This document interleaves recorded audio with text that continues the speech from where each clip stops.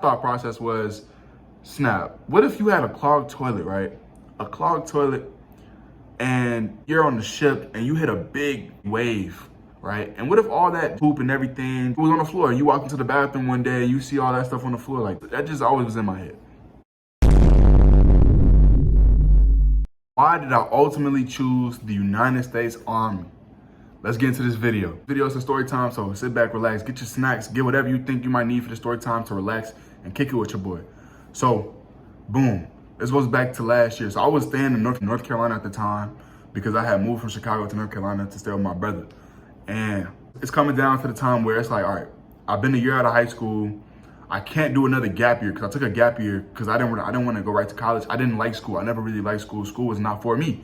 I don't like it. So it's been a year, and then the whole situation with the virus went crazy. And got to a point where it was like, all right, the virus is going on, but it's time for me to pick a decision where I want to go to school or do I want to maybe go the military route. So I didn't like school, but it's like I can go to a 2-year school or a community college, but I'm not going to be actually in school. I have to actually be physically in the classroom to like understand what's exactly going on, because I need more time. You need more time than the average student to understand what's really going on with the subjects or whatever the case may be. That's just how I learn. That's just who I am as a person. And I knew that if I took classes online, I wouldn't thrive. And I didn't want to go to college and waste money, and it wouldn't benefit me in the future. It made no sense. So ultimately, I decided to go to the military. So boom, and I went to the recruiters. The first branch I went to was the United States Navy, and I took the PICAT. I scored a 48 on the PICAT or somewhere around there, and they wanted to send me off to basic training that same week, which is crazy to me. It was crazy to me. Looking back at it, I was thinking I should have just joined the Navy, but that's a different story for another day. So I called my brother, who's he's in the Marine Corps, and I was like, hey, the Navy, I took my test with the PICAT, and I scored like a 48. They're trying to send me to basic training on Saturday. And he told me, what do you think he said? He said, get out the office right now. I'm like, what? Why would I leave the office right now? He said, leave the office right now. He got there, went into the office, and we talked to them about, all right, we're gonna think about the decision over, and we're gonna leave, and we're gonna come back with a decision. And when we went back to the house, he was like, why do you want to join the Navy? Why would you join the Navy? And I was like, well, I mean, I don't know. I don't really know much about the Navy. I mean, the Navy, they travel the most out of any other branch. They do all these cool things on ships and everything. And he was like, do you think if a ship went down, you would be able to be okay? Would you be able to survive? Would you be able to float for a long period of time? Whatever the case may be.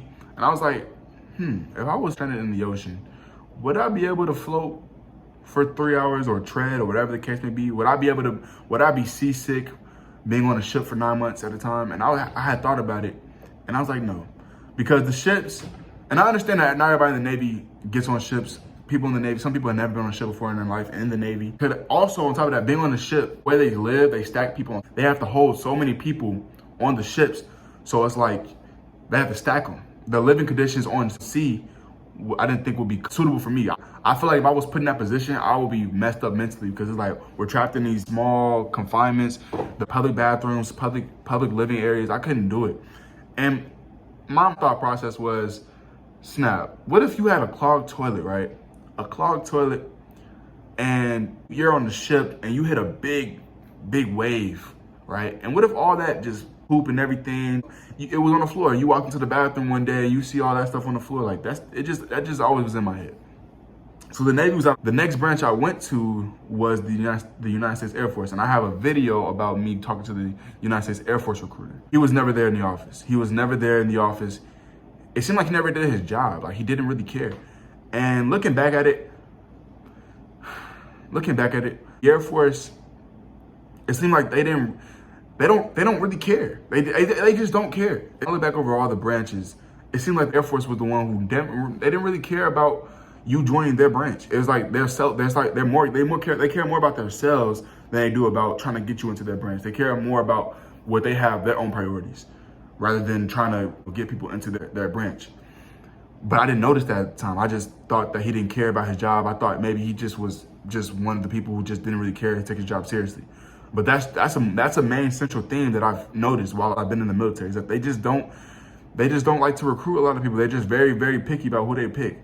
But that's besides the point. I talked to the Air Force recruiter. He was never there. I called him. He didn't pick up the phone. I called him like twice. Second time he picked up the phone, he was like, all right, well, I need you to take the test. You need to score like upwards 50. And I told him I had a 48. He was like, okay, well, you scored around the benchmark, so you can come in and talk. And I went in there, I talked to him, and we talked about what the Air Force has to offer, why people prefer the Air Force. I was just trying to understand would anybody want to join the United States Air Force. Talked about, oh, well, the living conditions are better. The basic stuff everybody talks about with the Air Force. He showed me a list of jobs that I could potentially have in the Air Force, but then he also told me before I left, he said, you might have to wait 6 months before you even get enrolled or get the process started. And I was like, whoa, that's a hit because I don't got time to waste. I'm trying to get up out of here. I already took a year out of high school and I'm not trying to waste no more time. I'm trying to get my career started. It really was the ending for me in the Air Force. Eventually, a couple days passed, I go to the Army. I didn't want to go to the Army. I didn't want to talk to them at all. I wanted nothing to do with the United States Army because it's like with movies and narrative behind the Army. It's just I never wanted to be associated with the Army. I talked to the Army recruiter. He talks about progression in the Army is fast. It's more career opportunities in the United States Army. And promotions come fast, but you have to want it. You have to really want it to progress in the ranks in the United States Army. And I'm like, okay, that motivated me because it's like, it's on my terms. It's on my willingness to progress in the ranks. I mean, in the Air Force, it's educational. So you have to take tests every so often to promote, which is cool. But looking back at it, I was more focused on just the fact that if I shoot good on weapons, if I go out my own way to do college and correspondence courses or classes to promote, then that's on me. And I like things to be on me because when I look back over things, it shows that I was motivated. And I just like things to be in my own. I like to be able to control things in my own hands like that. It got to a point where a couple days went by, and I was just thinking like, do I really want to join the Army? Do I really want to join this? Do I really want to join the military? Is the military for me? Because I didn't want to join. I didn't want to go at all because I just felt like I wasn't ready. I had nightmares. I had all these bad thoughts about the military. And I got to a point where I was like, forget it. I'm gonna just be a scrub. I'm gonna be a bum. I don't know what I'm gonna be, but I don't know what I'm gonna do. I'm not going to college. I'm not gonna go to the military. I'm gonna just be a bum. Probably gonna just keep working at Buffalo Wild Wings.